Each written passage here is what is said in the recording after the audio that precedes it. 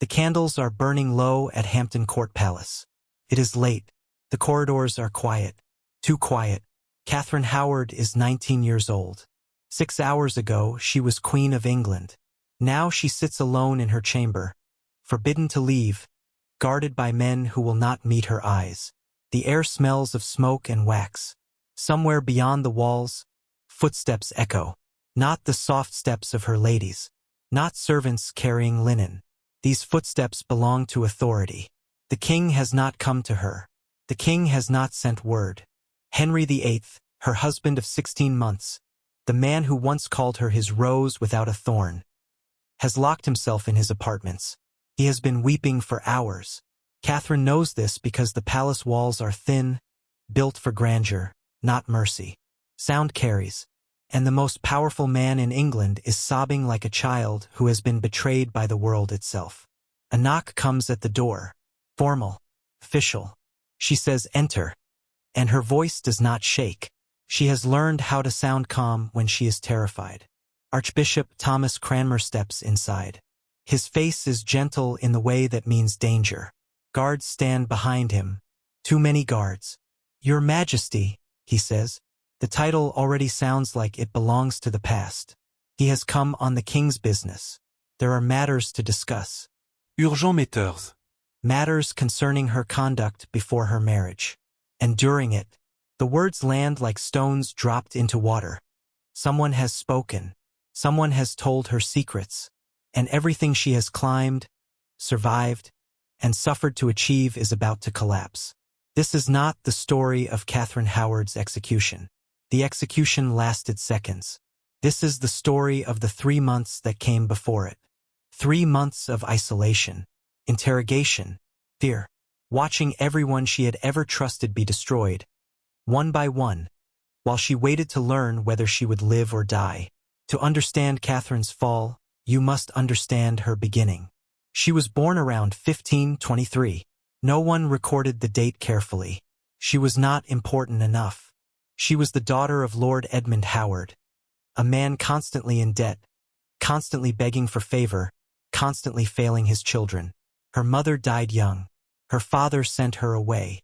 Catherine grew up in the household of her step-grandmother, the Dowager Duchess of Norfolk.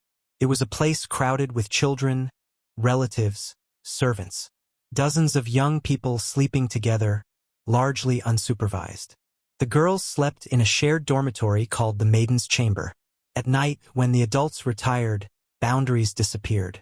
When Catherine was around 13, her music teacher, Henry Mannix, began paying her special attention.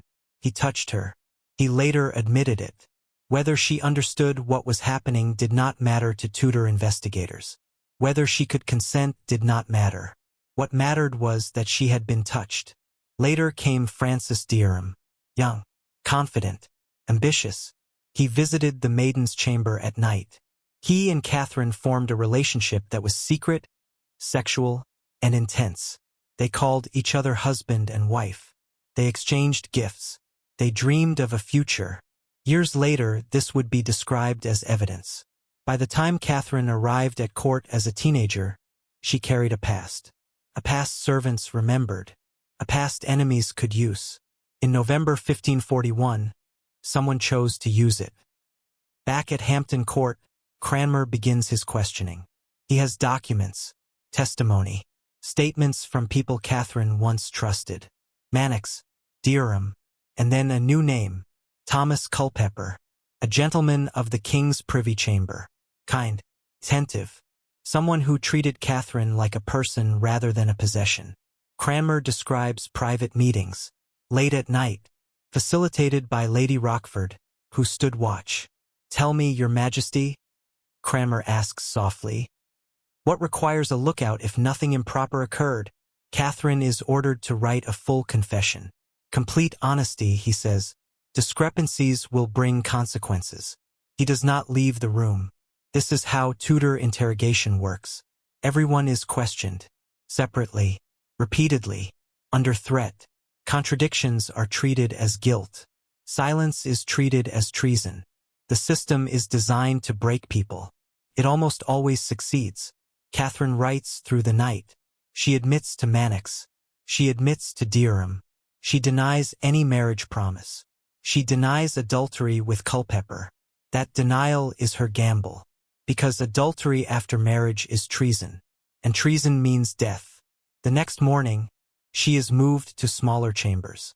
Her household is stripped away. Loyal servants replaced with watchers. She will never see Henry again. The king's grief turns to rage. He calls for swords. He demands punishment. He orders investigations that spread like fire. Mannix is arrested. Dirham is arrested. Culpeper is arrested. Lady Rochford is arrested. Everyone Catherine ever trusted is pulled into the machine. And they begin to talk.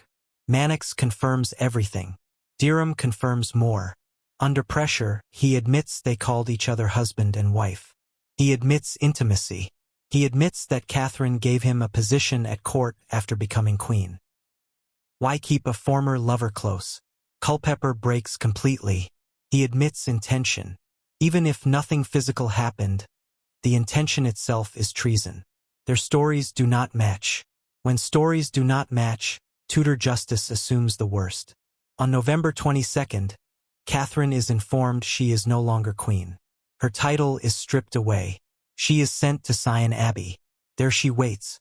10 weeks. No visitors. No letters. No news. Only silence and fear. She does not know that Culpeper and Dirham are tried and executed. Culpeper is beheaded. Dirham is hanged, drawn, and quartered. Their heads are placed on spikes on London Bridge. Someone makes sure Catherine knows. Winter passes.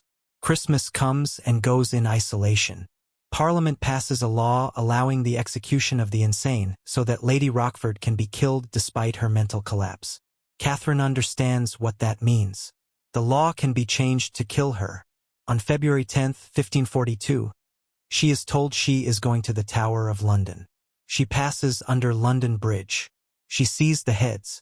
In the tower, she prepares herself. She asks for the execution block so she can practice placing her head upon it.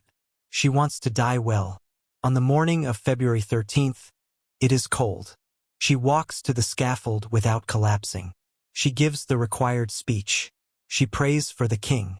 She admits foolishness. She does not confess adultery. She kneels. One stroke. She is dead.